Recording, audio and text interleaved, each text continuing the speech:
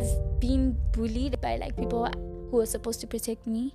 The person my father was with at the time would like really outcast me. She would like sometimes lock the door and say, no, you're taking time away from me and my family. I wasn't displayed like on the fridge of my grandparents because I didn't fit the aesthetic. Yeah. When you're being outcasted, like, oh no, you're too dark, or your ara's gross, you have a bush and all of this, you start asking yourself, maybe you're the problem. Yeah. In my mind, I was like, okay, let me acclimatize and like, you know, present myself in a way that's worthy of being on the fridge. I remember in grade 7, there was this girl, it was picture day, and I had a straight pony, and someone dared her to pull off my pony in front of the whole school. Hey guys, you're tuned into Unfiltered Chats with Zee, a podcast for open and honest conversations of challenges and experiences of the youth. Get ready to embark on a journey of self-discovery, laughter, and much more. Let's dive in. On today's episode, we'll be talking about how our childhood experiences have an influence on us in the future. Today, I have my friend Harmony with us. How are you? I'm good, thanks, and you, Zandile. How are you? I'm good. I'm looking nervous. I'm excited. Same. So, can you tell us about your background and a bit about your childhood experiences? So, when you say my background, necessarily how I was raised, or like how you were raised? So, I was raised in a 2-parent household. And my parents were never married. I stayed with my mom, stayed with her for most of the time, lived with my grandmother, my auntie. So a household with only women, mainly women, and visit my father occasionally, that side of my family. Have siblings on that side also. And I think I can say I was really raised by my mom, truly. Like, she's really done most of the molding and the shaping and the construction work into shaping me into who I am. And I am grateful for everyone who has contributed. But yes, that's more so the dynamic of... Yeah. So how do you feel your childhood experiences have influenced you and the person that you are today? Greatly. Like, I think... my childhood experiences have really shaped my outlook on life. My experiences have helped mold me into who I am, who I'm becoming, positive and negative, And I think... How would you say positively? What specific things? I think there's even positive through the negative experiences, because I've learned a lot of lessons that has brought me to a place where I had to sit with myself and the things that I had to go through. So positively, I'm grateful that I could be brought up in a house where art is respected and creativity is encouraged. I feel like not everyone is as privileged as me, and I feel like if I wasn't in that space and environment, I might not be who I am. I might not have the same level of expression that I do today. So I think that's definitely something I can be so grateful for. And like negatively, I think obviously, like, growing up in a colored community, like, colored community is supposed to be the most diverse community, when in actuality it's also like the most divided, because we are so diverse. And there's been a lot of like how a typical colored girl is supposed to be, and how she's supposed to look. Yes, not just beauty standards, but also just like how she walks, like how she moves, how she operates, like in her daily life. And I feel like a lot of those external expectations were forced onto me, like by people I love, intentionally or unintentionally. I feel like just having to spend 6 hours straightening your hair while you're watching your cousin swim.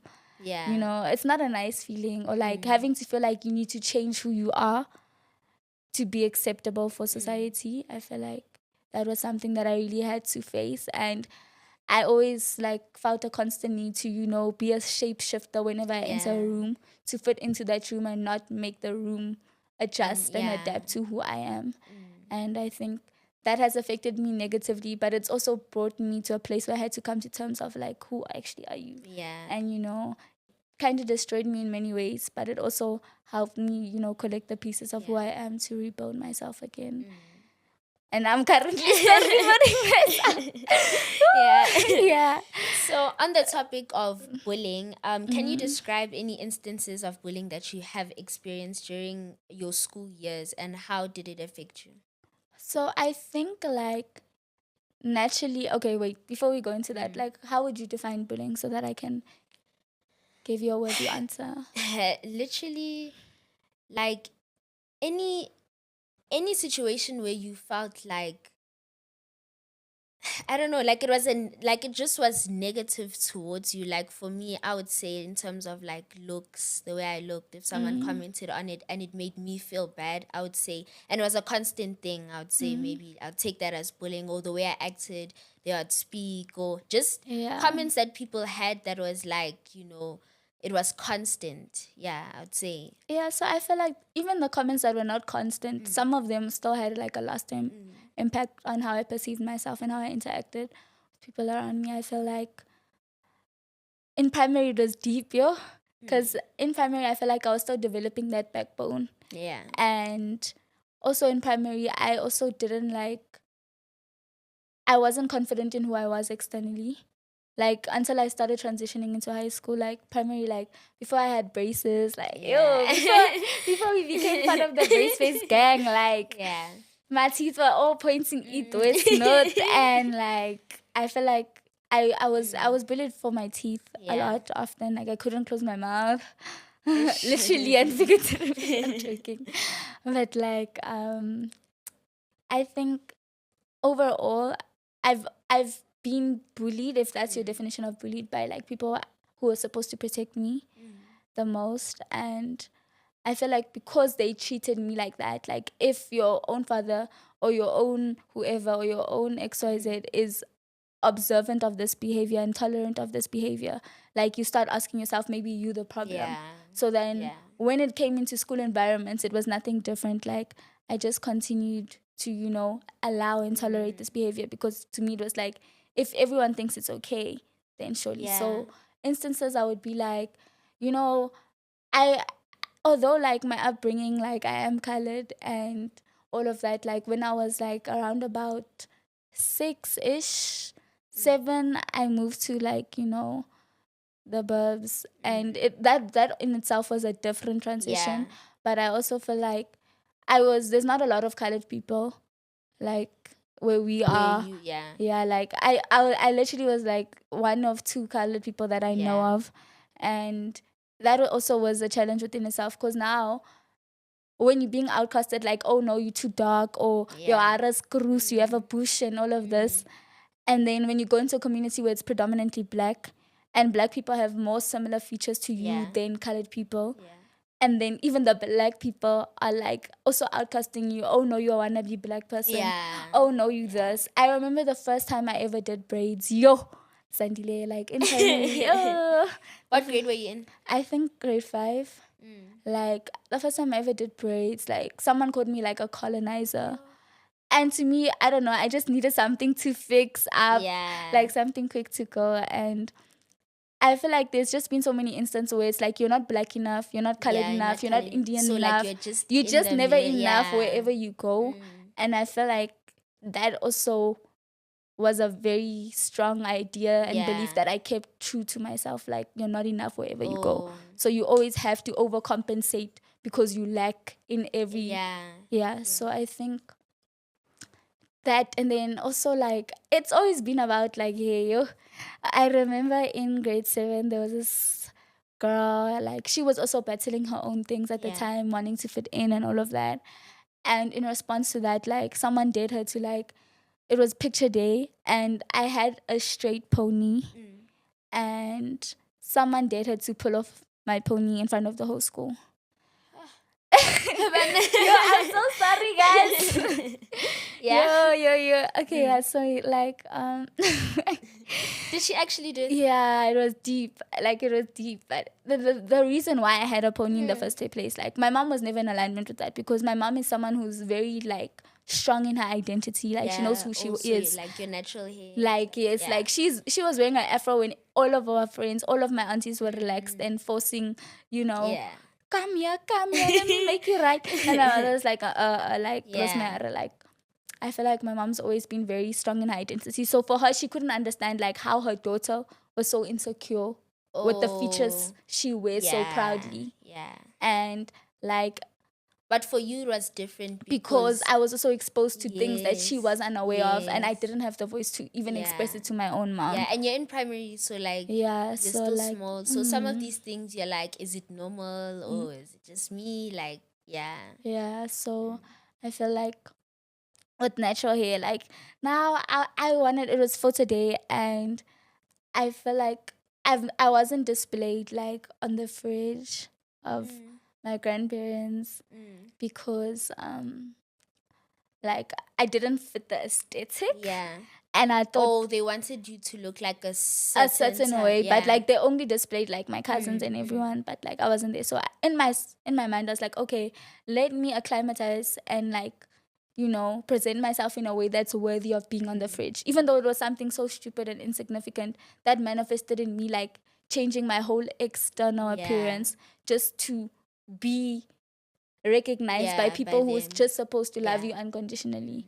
So then I did that, and I was crying for Pondo. Like, she's like, you're not straightening your hair, but you can get an extension. And I was like, okay. So I got us like an extension, and like it was just for today, nothing deep. Yeah.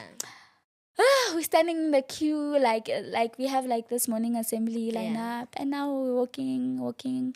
Because I was a prefect at the time, so I had to go in between the lines. And as I'm walking in between, like she comes, yo, she grabs it off, and I was just like, yo, deep.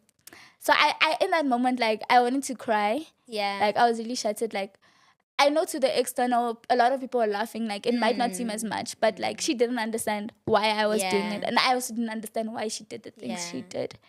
And I feel like that like really shaped it. Like, you know, no matter how much you try, you'll never be that thing. And then after that, I went to the bathroom. I had to antlatamula, and that picture I had a big afro. Like it was so big. Like they even it wasn't even fitting in the frame of the camera. Like. And they were just like, yeah. And I was like, not again.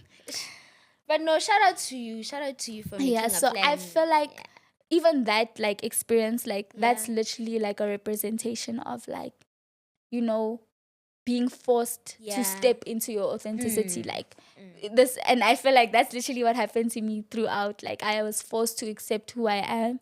Like I was forced to wear that afro in that photo. And I feel like there's so much like being a dark skin, or I might not be dark skin like on a greater spectrum, but like in the colored community, I'm considered dark skin. Like being a dark skin colored girl, I feel like there's so much things that we experience that we don't talk of. And even on the contrary, like, ooh, on the other side, like, I feel like when I've spoken to like my lighter skin colored cousins, they've also experienced the same amount of colorism, just from different perspective. Like, oh, you think she's all that? Oh, like, you know, because you're light skinned, like, and so we've all like experienced our own things, and I feel like it's a topic that really goes like under the mat. So I hope that answers your question. It does.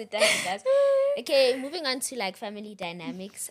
Can you tell us about your family dynamics and values instilled in you during your upbringing?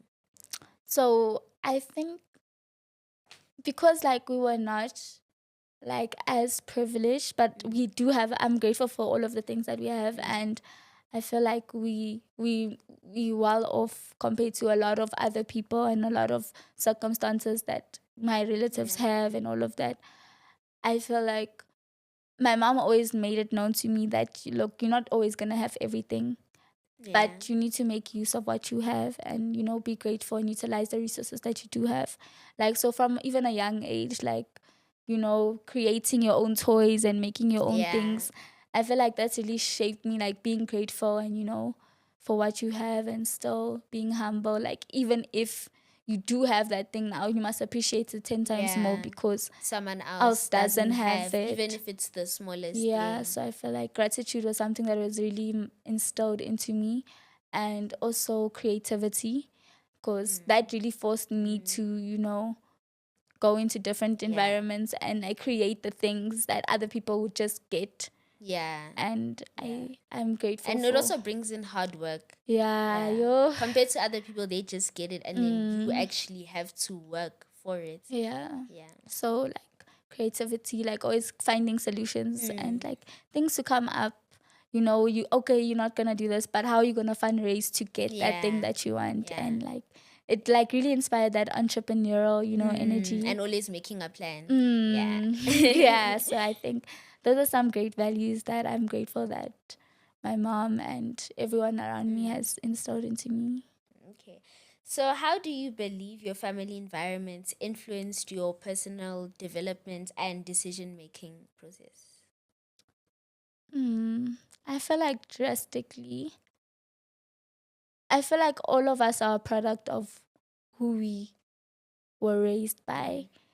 And I feel like right now we're at the age where we're transitioning into that place of, taking accountability for our own lives instead of blaming like our circumstances and things like that. And yes, like when I was younger, I could have blamed, I'm like this because of this, because my mom did this, because my dad treated us like this, because of XYZ, but I feel like right now I'm transitioning to take accountability for my own life. May you please repeat your question? How do you feel or believe that your family environment has influenced your personal development? Okay, so must I make practical examples? Will that help? Yeah. Okay, so I think like, being like of two different households, that back and forth thing, it's always like triggered like who am I able to rely on? Yeah. And I feel like that's also, communicated through the way I interact with people. Like let's say specifically like masculine figures in my life. Yeah. Like because my mom has always been the most prominent person in my life and she's always been there for me. And like with my father, there's always been a question mark like if I'm able to ask, because like I always felt like a burden when it came to my father's side. Like my presence was either not wanted growing up or like I was always treated like I'm not supposed to be there. Like I remember there would be times where the person my father was with at the time like would like really really really really like outcast me. Like she would like sometimes lock the door and say, no, you're taking time away from me and my family and my husband. Or she would like introduce me as someone like, no, this is not like like you're not associated. Like in public, like she would ask me to walk like a few meters back from everyone else because she didn't want to be associated with me. And I feel like that's really shaped like my out, like making decisions like I'm not worthy enough of being here. Like when I do get opportunities that present themselves to me, like I don't deserve this. Like that's really triggered. Like you see that feeling of not feeling enough or being enough. Like I think that's really triggered how I, navigate my way through making decisions, and that ended up with me like self-sabotaging good things. That come my way. Like because let's say like for example like that fear, I always used to feel anxious of having to ask my father for things. I don't know why. I just always felt very, very anxious. And when there were times where I had to ask him, like, and he wouldn't, like, pull through on it, like, that would also, like, leave me feeling like, oh, no, you can't rely on certain things for certain things. And that would also, like, with guys, like, if they offer to help me, like I wouldn't trust them 100% to do and complete the task, which actually ended up sabotaging my friendships and relationships with some of the really close people that I had in my life, because I didn't trust them enough to follow through on their word, because people who were supposed to follow through didn't. So I feel like that did like kind of had an effect on like your relationships with other people and just the way like your interactions with other people. So I think that feeling of not feeling worthy enough has triggered how I interact with other people. Also, the unlike, being a dark skin colored girl, I feel like I've also compared myself to a lot of people. And there were like, this is like all like growing up, like elements of being envious of other girls. So within that, like, expression of envy, I feel like I've um mistreated them unconsciously because I wanted to be like them, because how I was not enough. I'd also say I feel like it's the same because, like, with me, like as a dark skin, I feel like when I look at other light skinned girls, it's like, because even with social media, you can see like low key, there's like, it's not balanced. You can low key see that the light skins, there's Yeah. low key a privilege there. So it changes the way you see yourself and them. Yeah. So yeah, it does have And a it really effect affects the on way you. like we interact with each other. Like, like even in this day and age, you can't just say someone's pretty. The first thing that comes to mind is she dark skin, is she light skin? Yes, Like, yeah. you can't just acknowledge the fact Yeah. that. And I feel like that was really hard for me, like, to sit amongst light skin colored girls and still feel valid. Yeah. Like, that was Yeah. something that I really had to come and like really work on. So I feel like that, just like the environment of, being valid and all of that, I really had to come to terms of like, How would you say you did that? Like, was there specific things that you like actually had to do to tell yourself like I'm worthy? I think I had to stop straightening my hair. Like, I had to really, once I actually started taking care of my natural hair and like putting in the work, buying the products, or like making the concoctions, spending hours strand by strand, I started to appreciate it more because I put more time and effort. Because my whole life I had this notion that, oh no, your hair is not manageable.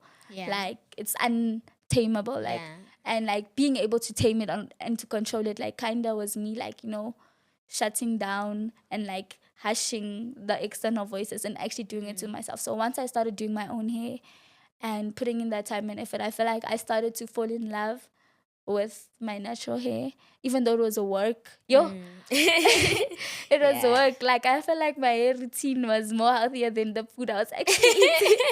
Avocado, banana. Yeah, it's a lot. Yeah, and I feel like that helped me.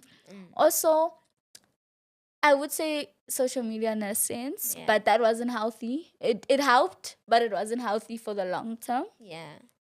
Because there's also negative things. Not Like, always I feel like positive. social media, like, once I started posting, I started getting recognized for how I was and actually got compliments, and that started it started to hit different, like, yes.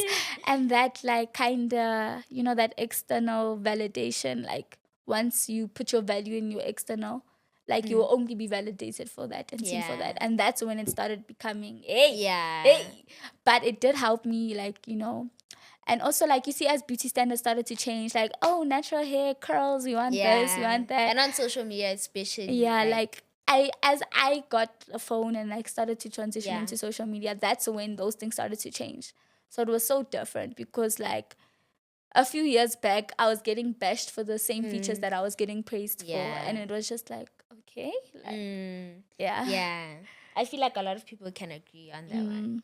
Are there any specific lessons or experiences from your childhood that have a lasting impact on you? Lessons, I would be like, good or bad? like, it's not your fault. It's definitely not your fault. Like, the way people treat you is not a reflection of your value. It's just a reflection of the things they're carrying and, the pain that they haven't resolved. And you don't need to be a product of your pain, I think. I feel like there's been so many times where I've just, like, threw so many pity parties for myself and expected people to show up and, like, welcome to the party. And, like, no, girl. You have to, like, hey. Like, you can have your moment to lament, and then once that's done, you must, step back. And I also feel like, okay, lessons from my childhood. Basically, there was a time where, like, my mom, she's very, I don't know how to explain, like, she doesn't believe in, like, dolls and Popo AC, and I'm grateful for that partly. So I've never had, like, the whole girly thing growing up, even though some parts of me, like, also wanted that. And she just didn't believe in, like, she'd rather buy books and, like, Legos than a doll and, like, makeup and things like that. So there was a time, I don't know how old I was, but I remember we were in the shop And I asked my mom for a tiara, and in that moment she said no, like she was shouting, and I felt bad. Like I think I was like 6. I started to cry a little bit, but the thing is, I didn't ask for much. Like, so Yeah. when I did ask, like it was like yo, and then somebody else in the shop actually ended up buying me that tiara. Really? Yeah, like they just looked at me like, oh, and then they're like, okay, let me buy you the tiara. Yeah. And it wasn't because my mom didn't have the means. It was just something she just did not believe What in. was her reaction when that other person bought? She wasn't accepting. She's like, I like you can't say no. Yeah. So like years later, she actually apologized to me. Yeah. And she was like, I'm sorry that I didn't buy you that tiara in that moment. Like I couldn't see beyond my values. Yeah. And I couldn't see that this is just something that this little girl wants, not because like the whole world and Yeah. everything. And I feel like that's something I had to learn, like, you know, your parents are also just trying the best with what they have. And they're also parents for the first time. Yes. And I also had to like come to terms with like just that lesson, like, sometimes we want the best for people, but we can't see beyond what we believe is best for them. Yeah. And like I think it's important, like sometimes like like even if you look at our friend group, like hey, sometimes we like really angry at people and we just want to bash them and confront them, but little do we know in that moment that person might just need a hug. Yes. And you never know like I what feel they're like going through. sometimes surrendering our beliefs and just like trying to be more understanding and compassionate towards each other. Yeah, I think that's something that I learned, like just trying to take a step back and like Okay, now bullying and its effects. Have you been bullied, and how did your bullying impact your self-esteem and confidence? So I think we kind of touched up on this, but I do think that my bullying did affect my confidence, but it also made me find the real confidence. Yeah. So I think I'm grateful that I was bullied. Yeah. Like actually, like I am, because I feel like if I was just if I just thought I was beautiful growing up, I wouldn't have the same value, and I wouldn't be able to, identify people for their different features that are beautiful, because I would only think that I'm beautiful. Yes. And I think I'm grateful. I think it's affected me negatively, like where I've compared myself and also like changed myself into different modes, and also like not believing I'm enough, not believing I'm worthy, like always overcompensating for the lack. Like whether if it's not okay, you might not be the most prettiest in the room, but you're gonna be the loudest. Or like, you might not be this, but you're gonna be the smartest. Like I always, or the best dressed. yes, Like, yes. Like I always found ways to overcompensate for what I felt I lacked. And sometimes there was no need for that. Like, there was really no need for that. And I feel like because like in my primary years, I didn't find my value in like my external. I was always bullied for that. I feel like I was very competitive when it came to like academics. Yeah. Like I think I was overachiever, and like I always tried to like overcompensate. Like, okay, my family's not gonna recognize me for this, but at least that certificate of being in the top 10 is gonna be on that fridge, or like things like that. Like I always felt like, you know what? Yeah. And I feel like those experiences have low-key shaped my art. So I'm grateful for that also, and like, my creativity, because like it really speaks to a large community, because I feel like we've all been discriminated against in some shape or form. So I think bullying is, it's not nice, but I think everyone has to go through it. Because with me, primary, I wouldn't say I was bullied like that much. It would always be like those little comments that, the boys make and stuff. But like me, I feel like I was so like sensitive when I was younger. Like in primary, like people knew like I would always cry even if it was the smallest things. Like, and I don't really think I got bullied. I just think I struggled to like talk to other people. So I wasn't very social. So I would have like one or two friends. But that would also, I used to think like I was the problem. Maybe like people didn't want to be friends with me. So most of the time I just kept to myself, or like I only started making friends in like grade 3 and 4. That's when I was like in a big friend group. But before that, I just had like 1 or 2 friends. I wasn't really social. But I feel like as time went by, like I started becoming, more vocal and stuff. But like I don't really think my bullying or like, all the negative comments really had a big impact on me, because it wasn't like that, that hectic. But I think we share like similarities in terms of like believing we were the problem. Yeah. And I feel like a lot of people cut themselves or sell themselves short or sabotage good things in their life because they feel like they are the problem. And they're assuming people's thoughts about them. Yeah. And I feel like it's when you're smaller, like if you don't get that support from an elderly person to tell you that, okay, this is normal, you'll think that you are the problem, because you don't actually realize that other people are going through this. You just think it's just you. And but in some cases it's really not normal. Yeah.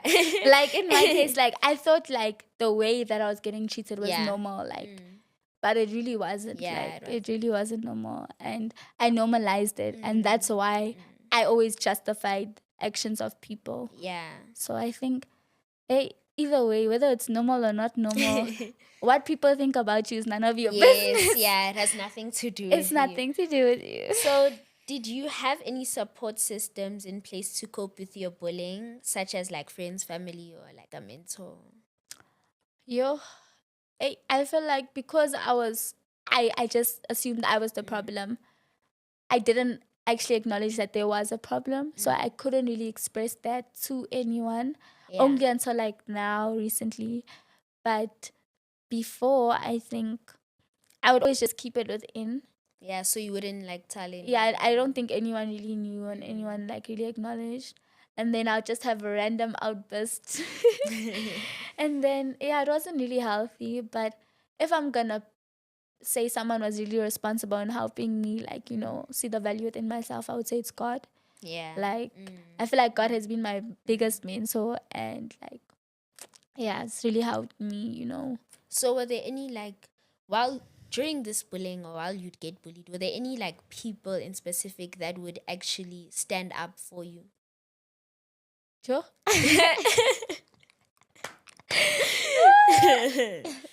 I don't think so. I actually, no one that you like can remember. Okay, I would say my mom. Like when she would hear or find out or see some of the things that were happening on that side, she would get really angry. And like she would set the boundary, like, no, this is not right. Or like, why are you relaxing my child's hair? Or like things like that. But because she didn't know, most of the time she couldn't really stand up. And I feel like no one really could stand up for me, because I also didn't even know why people are standing up for me. Like I didn't feel like, I felt like I deserved the treatment that I got. And I think I was forced to stand up for myself. Like, setting boundaries was something that was really hard for me to do. And like, when you've been a doormat, all of a sudden you must be standing on your 2 feet. It's a tricky situation to adjust to. But I feel like I stood up for myself, and like I said, also I think God also stood up for me, because like he would hush those people. All of a sudden, so I think how do you think your experiences with bullying have shaped your perspective on personal relationships and conflict resolution? Personal relationships. So I think, that feeling of not feeling enough, like, has affected my personal relationships, be it friendships or like, I'm not deserving to, come to this event or like sit amongst you guys, or, I think that's also affected like my personal relationships. I feel like, being mistreated by people who I was supposed to trust, like it made it hard for me to trust other people. And I always treated like people like, I won't say drive-throughs, but I would say like they're not a constant variable. Like I have faith that this person is gonna walk in and come out, walk in and come out. So I think it's really affected me in that sense. And I would say with conflict resolution, like because I was like, as I was bullied, I would always be silent. quiet about it. When there was conflict, I would just say I'm fine. Oh. You know that, like, I'm fine, but you're not Yeah. fine. Like, Yeah. I'd say I'm fine. I was very silent about it. Like, I would face my demons within. And I think with conflict, like, I just let people treat me however, and then, like, go deal with the repercussions in silence. Yeah. So I think it taught me to... So you wouldn't really say that you stood up for yourself, like, immediately, like, while it was happening, in terms of, like, the school bullying? No, I feel like I only really started setting those boundaries, like, into high school. But, like, before, I think...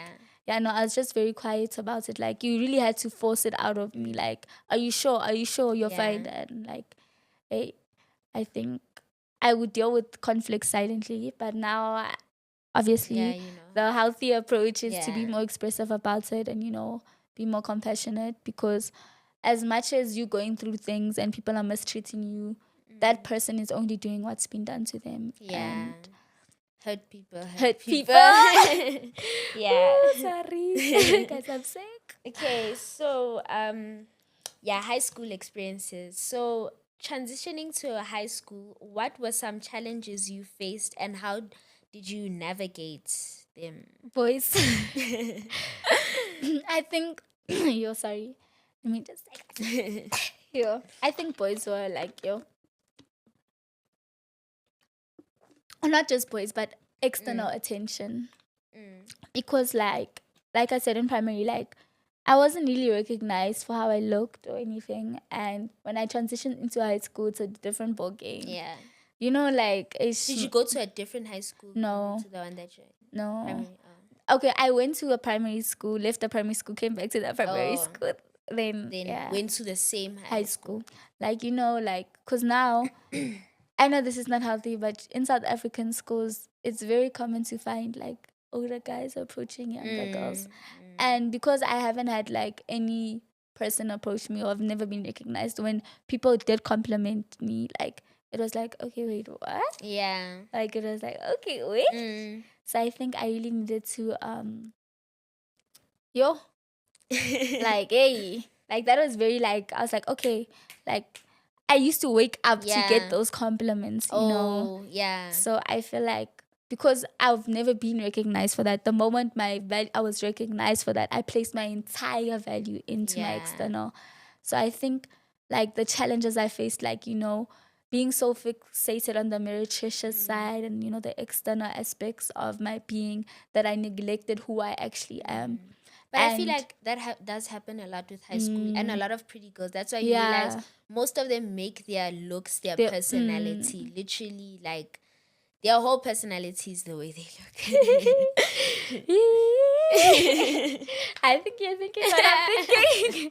So like, I think that was me. I won't lie. I think that was me for some time, and I started to feel a disconnect, like, because the people I had around me, like, they were not really about me. They're just about, like, and the people I started attracting, because, like, I feel like we only attract people on the same frequency as us. And because I was vibrating from a very low point, I attracted low vibes. So the moment where I transitioned out of that, like, I felt disconnected from everything. And, like, the people I was friends with, like, my best friend at the time, like, we even went our separate ways, and only, like, recently, like, we had to reconcile and come together, because, hey, we were both like, she was going one way, I was going one way, and we were just like, hey. So I think those challenges would just be, like, navigating, like, who you choose to be your friends, based on what, like, why are they your friends, who you who do you surround yourself with. And then it would also be, like, where am I placing my value. Like, that was a challenge. Like, I always went back and forth between that. And I think being so fixated on how external people perceive you, that you neglect the one within. So I think those are my challenges, like, actually, being authentic. Those were, like, my biggest challenges, like, transitioning from primary into high school, because I feel like with a lot of grade 8s, like, going into high school, especially with social media, you're thinking, like, pretty friend group. So now it happens where you want this big friend group, you want like the looks matter, and that's also where drama comes in. So now it's like you also lose yourself through that because you're not like being yourself. Now like you being the person that other people want you to be. So yeah, it's just, it's a lot. Yeah, It's a I lot, think yeah. that was me on social media because I had friends, but even with my friends, it was like, yo, no. Even my friends felt like strangers, if that makes Yeah. sense. So also with social media, like, you're trying to present yourself in a specific way to strangers so that they can recognize you for things. So looks matter, do they matter? Looks matter, but when your spirit is declining, Yeah. your face is also declining. Yeah. So yeah, I think that was me. Yeah. I hope that answers it. Yeah, it does. Were there any memorable moments or experiences from high school that significantly shaped your outlook on life? High school, I think making that decision to set those boundaries are like, no, you're not gonna treat me like this. I think that's really shaped like I remember my first crush in high school. Like I was a very late bloomer and all, and he really mistreated me. And when I asked myself, instead of like, why, like, when I transitioned from that point, and it's like, what is inside of me that attracted someone who believes it's okay to treat me this way? That's when everything shifted.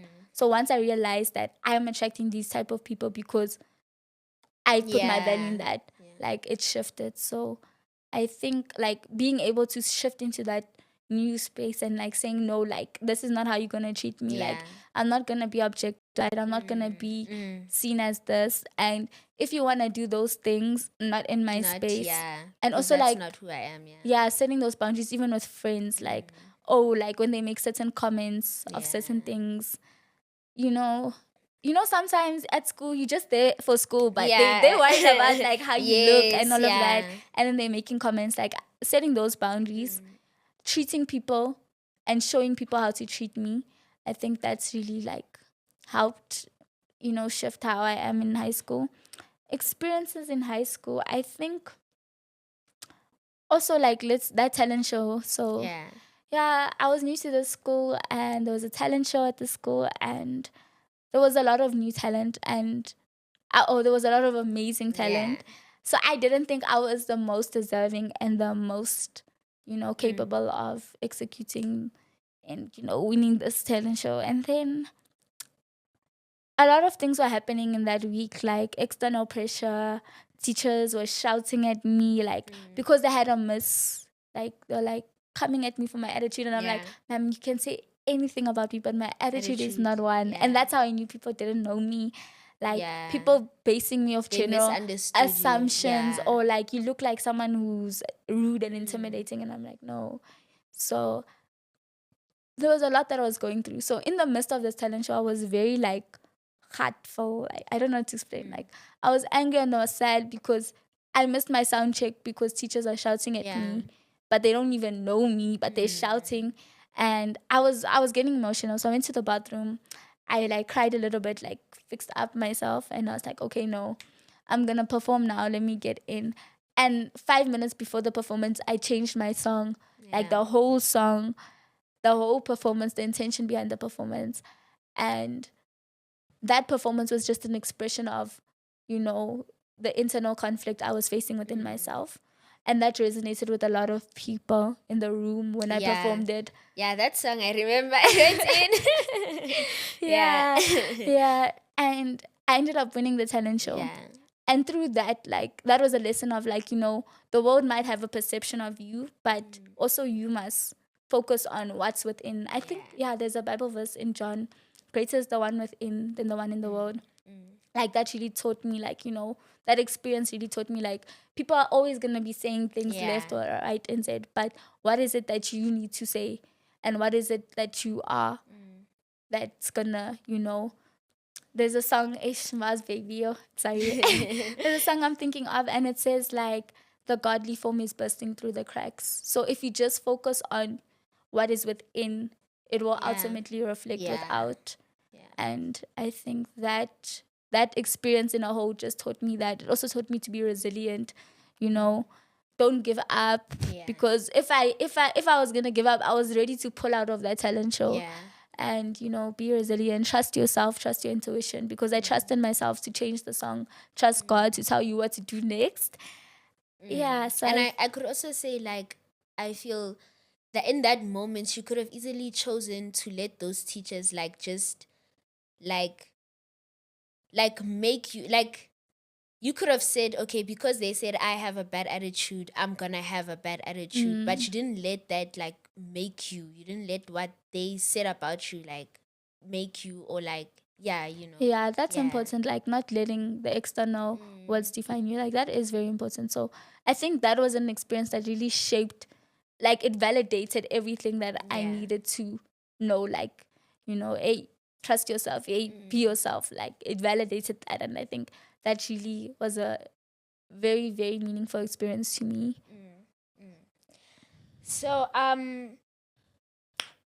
overcoming challenges and moving forward, reflecting on your journey, what have been some key milestones or turning points in overcoming challenges and moving forward?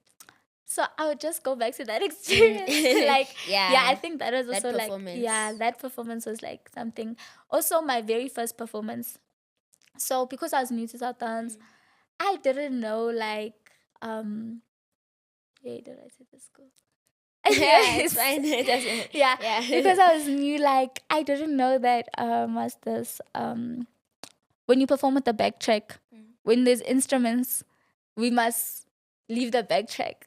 So like I had a performance and it was with like a backtrack. The backtrack is like this, the music. Yes. But when there's instruments, you don't play with the backtrack. So I didn't know. Like I know it doesn't make sense. So you see the Abo Takunda and those musicians, they were like, no man, we can play this for you and you can perform with us. And I was like, cool, dope. In 15 minutes, 10 minutes, they learned it. Now we jamming, and I'm about to go perform. And like that performance, because that was an original song that I did, and it was my first original song that I performed. And because of the positive feedback on that performance, it like reiterated, like, even though it was very challenging to construct that song, and it reiterated that, being authentic, like, because I was very original in that song, will always prevail than being someone that you're not. And I think, that really helped me overcome challenges. That first, because when there's performances the way I don't like, that I have to do, that I don't like there's a song choice, this is not me, like it's not me, it's not even in my vocal range, it's not in my comfort zone. When there's performances that I don't like, I go back to that performance and like I was still myself, like I can still be myself. So within this performance, and I think just being confident, because in that performance I was very confident, and I feel like as time went by I started to not be as confident in my performances because of the negative feedback. Because I'm mainly a rapper, but then when I started singing, it wasn't my strongest point. Like my vocal abilities were not as strong as people who've been singing for 10 years. So I really had to build that. And when I had to sing outside of my comfort zone, I wasn't as confident, and that was a challenge to me. But just reminding myself that I can do it. And when I did sing originally, it was received better. And when I was authentic in how I sang, it was received better. And when you are confident in what you're doing, it's always received better than someone who's just... So now would you say you prefer singing or rapping? I always prefer rapping because I feel like that's my roots. That's where I came from. I came from rapping, like in the rap battles classroom. Like that's where I came from. I prefer rapping. Also because even though with breathing and like using your diaphragm, you have to use both. I feel like with singing, I'm still developing, like a lot of aspects. I do prefer rapping. I do love singing. So right now, just say I prefer performing. Yeah, like I do. But because you like rapping, rapping is more, a always me little because bit I more. started off writing poems and then it emulated into to like rapping. so like rhythm and poetry. Like Yeah. that's my comfort zone. But the magic always happens outside of your comfort zone. So that's singing. So that's what I'm trying to, hlanganisa the both of them. Yeah. So how do you maintain a positive mindset and continue to pursue your goals despite your past experiences? So positive mindset. Number one, I choose not to see myself as a product of my pain. Like I choose not to see myself defined by the things I've been through, the things I've witnessed, like whether it be like abuse or like a lot of things that I've seen or been through, and actually taken the lessons from the experiences instead of the experiences, instead of the pain and yeah. And I feel like experiences and people are like places, like not everyone's home, and sometimes you need to you need to get to that taxi rank so that you can get home. So I don't invalidate that taxi line that I had to wait in. Like, I don't invalidate that experience. So I think, just keeping a positive mindset, like instead of saying, why is this happening to me? What is this trying to teach me? Like that really helped, like trying to get the value and keeping the value from the experience and letting go of the negative. I think also with goals, I would say, being a bit more silent about your goals, because not everyone has the best intentions for you. Real. That is so real. And I feel like, I used to be here like, I want to do me. this, I want to do this. I feel like this, especially this year, I told myself that not everybody needs to know everything. And I feel like, because like, you have this amazing idea and you share it to the group, and then they're like, hey boy, it's not the one, and now you feel discouraged and like subconsciously that, even though you wanted it and you like it so much, that interaction affected like you even planting the seed. Now you can't even see it grow. So I think I'm planting the seed.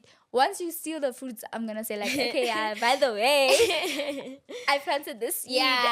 So I think just being more silent in terms of what I'm trying to achieve, and like trying to get it done and executing it. Yes.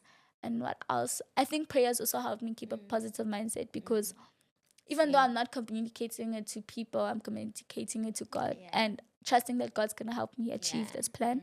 That's really helped, because most of the times He does help. And yes, so I think that's also helped.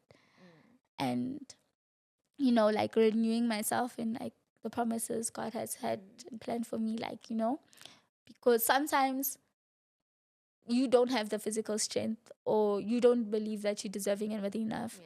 But then the ability to rely on the one who is, who has the strength, like that's really helped me, because I felt like I can surrender things that are not in my control. And that's really helped me like achieve like a lot of the good things that I've achieved, because I felt like I wasn't doing it alone. And when I feel like it's my responsibility to get myself out of this situation alone, it makes it 10 times harder than just saying, okay, God, this is the situation. How can I do this best?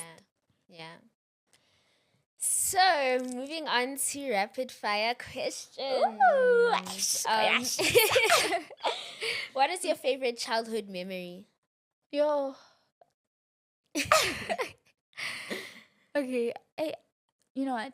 I have so many favorite, good, amazing childhood memories. I think climbing trees and playing with mud. Playing with mud. I feel like those are my favorite childhood memories. Like, I used to have like this gang in my neighborhood, and it was like mixed with genders, so it was very balanced. But we were young, we didn't care. Like, we're just doing things, having fun. So I feel like in the moments where I didn't care about anything except just being present, like those are my favorite childhood memories. Like, we're just climbing trees. Just having fun. We're making a mess. We don't care how we look. We don't care what's happening next and what other people think of us. I think those are my favorite childhood memories. I'd also say like walking with my mom, because before we had a car, like we would catch taxi and we'd walk. So walking with my mom, like, she'd always make it fun. Like, we'd always play games, like, while we're waiting in the taxi line, or like while we're in the Gautrain, or while we're walking. Like, she'd always play games. And I think making it, like, just witnessing my mom always being happy. Like, I was always, I never felt like I lacked anything. Like, I always felt happy. And just that feeling of feeling like you don't lack anything within and without. I think those are like my favorite times. Like, yo, when you just like, hey, you don't care about what's going on. And you get carried away. When Whether you're on bash and your legs are like bleeding desperate for this, your eyes are red from swimming, like, hey, you don't care about you. Yeah, those are the times. If you could give your younger self a piece of advice, what would it be? Yo, a lot of advice for this one. Number one, I would say that you're beautiful and you are perfect the way you are. You do not have to change yourself, to fit other people's narratives. I'd also tell myself that it's not your fault that people treat you the way that they do, and you don't need to tolerate that behavior. I'd also tell my younger self that, life is too short not to be confident and not to smile. Like, and you miss out on a lot of things when you're not confident. Yes. Like, your fear of being embarrassed is like cutting you from. Like, those awkward moments where your friends like, I don't know, this way they're gonna look at me. And you're like, my sister, we're just going across the road, please. Now you don't even end up going across the road. And I think, like, I would tell my younger self, take your place.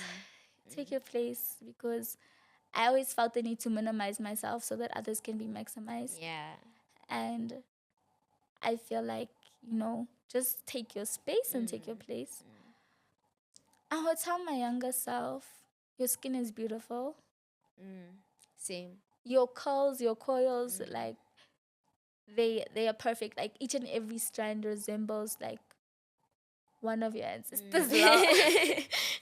It's like who you are and where you're from, and don't be ashamed of that. Don't run away from that, and be authentic. Be you, girl. Like, so overall, I would just say, like, you're perfect the way you are. It's so cliche, but it's so real. What's a book or movie from your childhood that was significant or had a significant impact on you? Okay, so a book I would definitely say Taking Flight by Michaela de Prince. What is it about? So basically, Michaela de Prince, she's a like high class ballerina, but she was born in Sierra Leone and she has a skin condition. So her skin, like, I don't know how to explain. Like, she has a skin condition, so she was really bullied because of her skin, like, growing up, and she lived in an orphanage. Her parents were killed in front of her. Like, she had a very, very troubled childhood, like, very troubled childhood. Like, she was always outcasted. Like, she was called the devil's child because of her skin. Like, she had a very extremely, like, way worse than mine. But we had similar experiences. And one day she saw a magazine of a ballerina and she made that decision, this is what I'm going to be. This is who I'm going to become. And she did that. Like, even though within the whole world of, entertainment industry, dancers, ballerinas, like, there's always a standard. Like, she even talks about, like, how there was never stockings in her shade, or the ballet shoes were never, ever her shade, or if you're not the color of, that paper, like that peanut butter paper, then, like, you wouldn't be considered to be on, like, a high ballerina.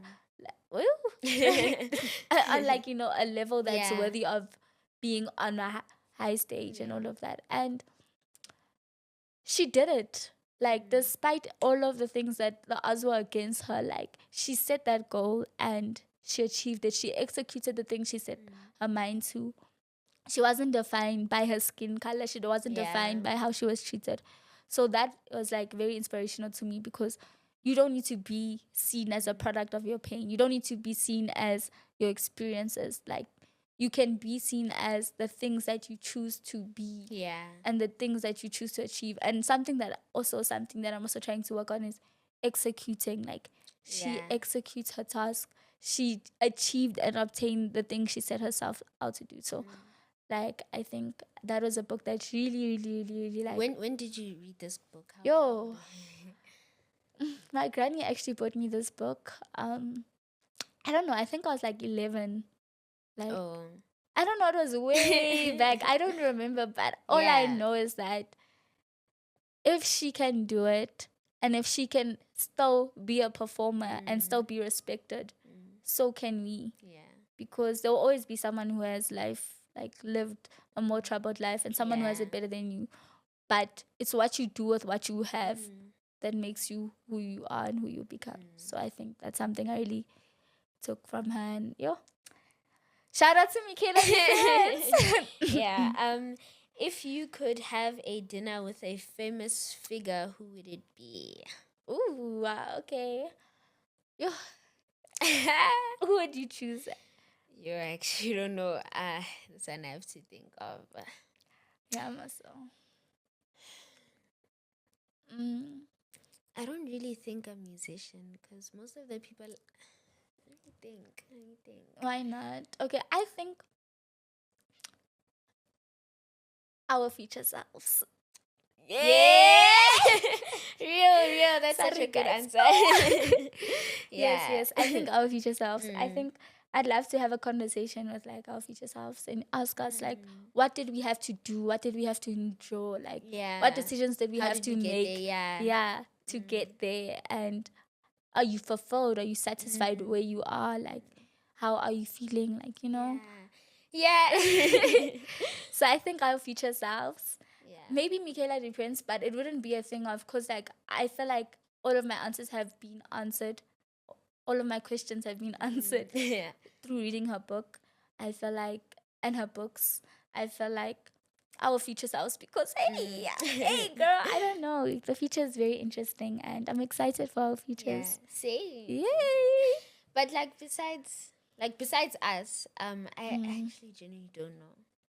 Like the thing about me is, I don't know. I don't see celebrities as, I don't see them on a pedestal. That's my thing. Like, I just see them as average humans who experience things that everyone has experienced at some point. And with me, because I like fashion, sometimes it's genuinely, I like the person like because of their fashion. So I don't know them beyond like that. So I wouldn't really know or want to like. Would you want to be known beyond? Yes. What you wear? Yeah, definitely. Like, I want to be known. Like, I don't want to be known just for what I look like. I actually want to be known for like.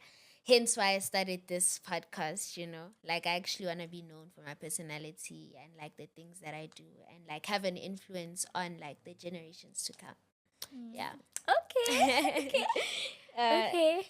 Yeah, I think that's a very good start. Like, when your intentions always, like, from a place of, hey, instead of a place of, like, then wanting to be known and stuff like that, yeah. So, for, who else would Hey, who else would you wanna? I genuinely can't think right now. I don't know. The thing is, like, I admire a lot of people because of what they went through, but would I want to sit at a dinner table with them? Yeah. And, like, because the thing is, I know my journey is not like their journey. Yeah. And at the end of the day, even though they can give you that advice, it might not be applicable to your life. So, celebrities, hey. Yeah. Okay. What's your go-to or comfort food? Okay. So I'm vegetarian currently. I do not eat meat.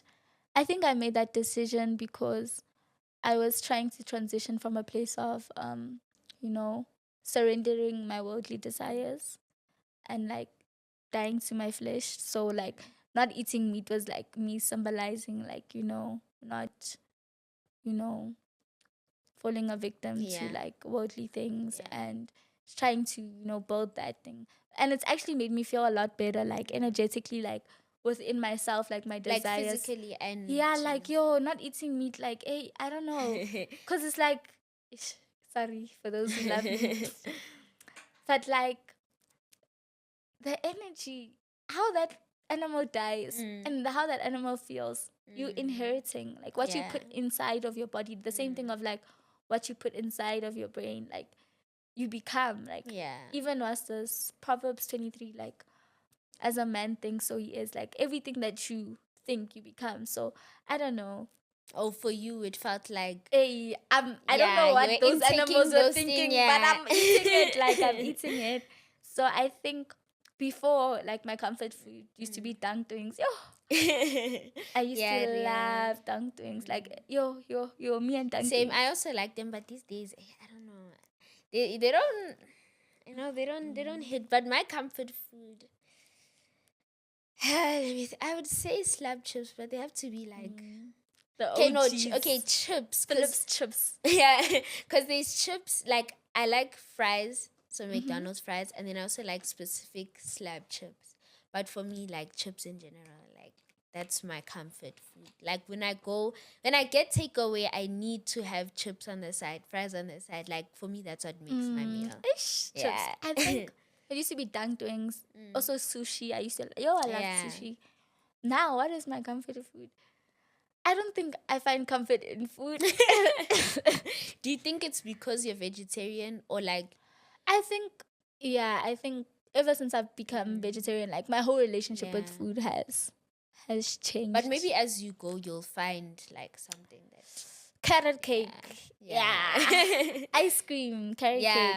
I think that's like the food that I love. Like, makes me feel... But I wouldn't say I've necessarily find comfort in food. Sometimes I feel bad for eating. Like, I had to pick the plant out of the tree. I'm joking. But I would say chips. Chips is my comfort food. Hey. If you could visit any place in the world, where would it be? Where would you go? I really want to go to... Okay, I like Europe. I've only been to Croatia, but I feel like when I went, I didn't get to like experience like the full thing, because I was there for dancing. So most of the time we were there like dancing. But like, I really want to go to places like Rome and... Okay, apparently Paris is overrated, but like, I want to experience it for myself. Apparently Paris looks like CBD. And then the Eiffel Tower looks like CBD. But I want to experience it for myself, because I like aesthetics. I like the way places look. And also, I want to go to an island.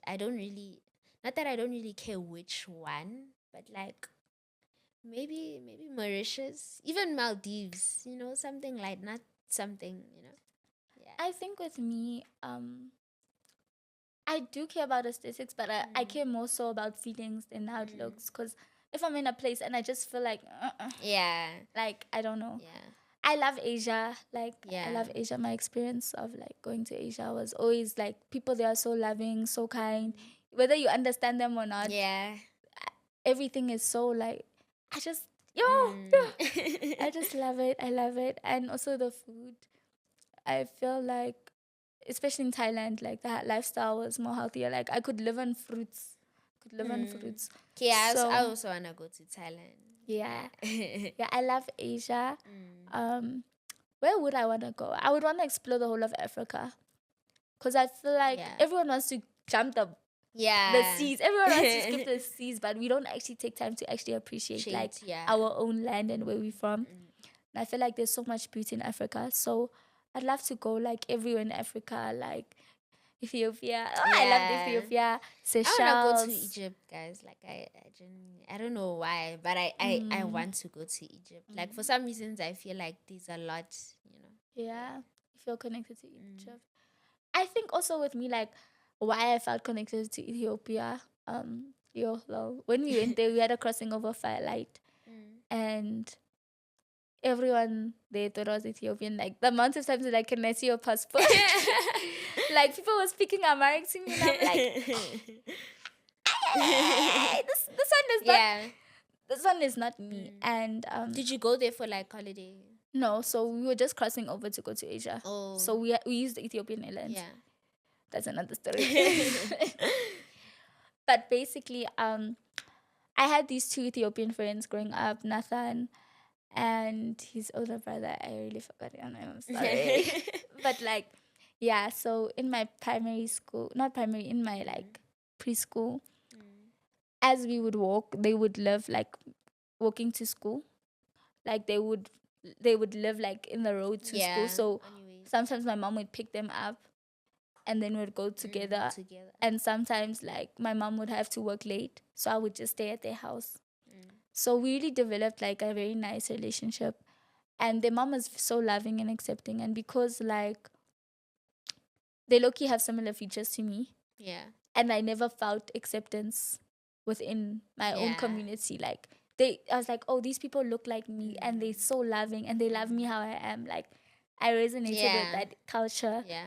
And even they were experiencing that within like South Africa, like you're outcasted. But I felt, you know, united with them, or I just felt a sense of belonging whenever I was at their house. Yeah. And I'm so grateful for that. So I feel like that's also why I've always resonated with Ethiopian culture. And I feel like most African countries except for South Africa, like are so accepting of other African countries. I feel like we're very xenophobic, yo. And I wouldn't know. I feel like I wouldn't have a say on that because like I genuinely don't know like other countries. I don't know. I'm not educated enough to know or to have a say about like, also I won't say I'm educated enough, but based on the experiences I've had with people who are not from South Africa but are African, they've always been very heartwarming. Yeah. So I think like, you know, I don't know. Maybe that's why I resonated like Eastern countries, like Eastern African countries. But I also want to go to like, you know, Kenya. I want to go everywhere in Africa. I really want to go everywhere in Africa. Like one day I'm going to have a music tour that goes everywhere in Africa. Yeah. Like, yo, yeah. And I would like to go to Brazil. I think they're also very, you know, lively people. I'd love to go to Brazil. I'd love to travel everywhere, but I feel like Europe and America would be lost. I feel like America would be lost for me. Oh, guys, I'm so sorry, but you know, that cough came at the right time. Like, that's so real. I feel like America, I don't know. Also, I feel like at the same time, I feel like it's overrated or like so much has happened there. I just feel like it would just be too much for me. The thing about America is that like the performing arts schools that I'm applying to, I mean, in America. And even though I don't necessarily resonate with the culture, the experiences that you might gain in those countries are valid. I feel like it's not where I want to be, but it has what I want to help me be what I want to become. Hey, I don't know if it makes sense. But I think also with us as Africans, I feel like maybe we just also need to create spaces, those opportunities for ourselves. Yes, we need to cultivate a culture. Because a lot of people go that side. Yes, and then, like you get your knowledge, you go overseas. Like let's start, you know, feeding ourselves. Yeah. But I also feel like we need to start supporting each other so that when we start, you know, making those opportunities, we're able to, you know, like get support from other people so that it can grow. Yeah, so I think that's also very important because I feel like if you're not even recognizing your local and your homeland, like who else wants to listen to you? And sometimes maybe, I'm just saying with music, for example, your sound is just not respected in that specific area and needs to cater for another audience. That's why I love like the creative industry because like it's so diverse and you can be, even though it's a very populated and saturated space, like it's very diverse, and through expression you can literally express anything. And I feel like with us, we just need to acknowledge people for expressing things the way that they do. Yeah. Because, you know, like when you have colored parents, aunties, oh, you want to, you're wearing this. Or like you want to look like this. So, like African parents, I feel like there's more pressure. Yeah. There's more pressure. And some of them don't accept certain like careers. Like if it's not like a doctor, if it's not a businesswoman or this, like they just don't. Like I was on my knees with my mom to take arts as a subject. I was here for like so long. I was like, please, can I take arts? And I think, you know, once we acknowledge like each other and like see each other for each other's creativity, like it's easier to, you know, build a room where your creativity is valued, where like you don't sell yourself short as an artist. Like if you look at European countries, like musicians get grants, like creatives get grants because they understand that like art is a very time-based thing. And in South Africa, like, hey, you doing that? Like, hey, you did it to yourself. Why did you choose going into that space? Like, they see, I don't know, performance and everything as like very see aspects, but it's, to us, it's life. And I feel like once we start, you know, putting the value in that, like in each other's creations, like other people will be like, I want some of that. I'm going to Africa to study. X, Y, you can and create Z. it here. People can come here. Like, it would be so nice, you know. Imagine if we had like a very strong, I wouldn't even say company, but just like an organization that like was so prominent, like that the whole of Africa, like there's creatives, the whole of Africa that are signed to that thing, like whether it be models, whether it be dancers, whether it be musicians, whether it be graphic designers, like everything, like just a whole room filled with creatives. And they're like, hey, I know someone from Seychelles, I know someone from Tanzania, I know someone from this, and like we come together and, you know, fuel our culture. That would be so cool, man. That would be a good idea. Instead of us, now I'm running away from my country to go and study. To go and study. One word to describe your high school experience. The way I'm gonna divert this question back to you, then we'll come back, because I feel like, let me cook a worthy answer for your question. Right now, I also can't think of a worthy answer, but I was gonna say crazy, because your high school, no, it has been a lot, but and to describe it in one word, I feel like that's a lot. It's been a test. Yeah. Actually, is that a word that I can use? Test. I don't know. Yeah, I guess for me, I would say it has also been a test. Yeah, like the highs are high, the lows are low, and I think, hey, high school, man, it's cute. It's not cute. It's cute. Like, I've cried. Sleepless nights. Yeah. Got sent to hospital because mental health is declining. Like, there's been so many things that high school has brought, but I also feel like it was a very experimental time for me. Yeah. And to express who I am, you know. And now when there's no like big cameras watching, like it's not on you. You can do what you want and be what you want. So that when it is time for like to deliver, like you grounded in who you are and you know who you are. Yeah. And I think high school was the place to, you know, find that. I feel like it can either like make or break you. But even if it breaks you, you're gonna have to rebuild yourself. Yeah. And that like reconstruction is gonna be better than the original piece. So I think, hey, it has to happen sometime, whether it's in primary or high school or later in life. I feel like we all have to go through hardship to appreciate, you know, blissful moments. So, that was our last question. No, I love talking to you, man. This is really fun. Yeah, this I also really enjoyed fun. talking to you. Thank you for coming here. So, may I ask, what is one thing that you've gained from this conversation? A lot, actually. But genuinely, I would say the main thing was that your past experiences like shouldn't define you. What is that thing that you said? Your pain. You're not a product of your product of your pain. Yes, exactly that. So I feel we shouldn't let like the bad things like define us, and we should take the good out of it, basically. And there's a reason for everything that happens in life. Yeah. Thank you so much, Sandile. Thank you too. This is the beginning of great things. So I'm honored to be here. Thank you once again. Thank you. Thank you for tuning into Unfiltered Chats with Zee. I hope you enjoyed today's conversation as much as I did. Don't forget to subscribe and tune in to more unfiltered discussions on a variety of topics. Until next time, stay curious, stay tuned, and stay authentic. This is Zee signing out. See you on the next episode.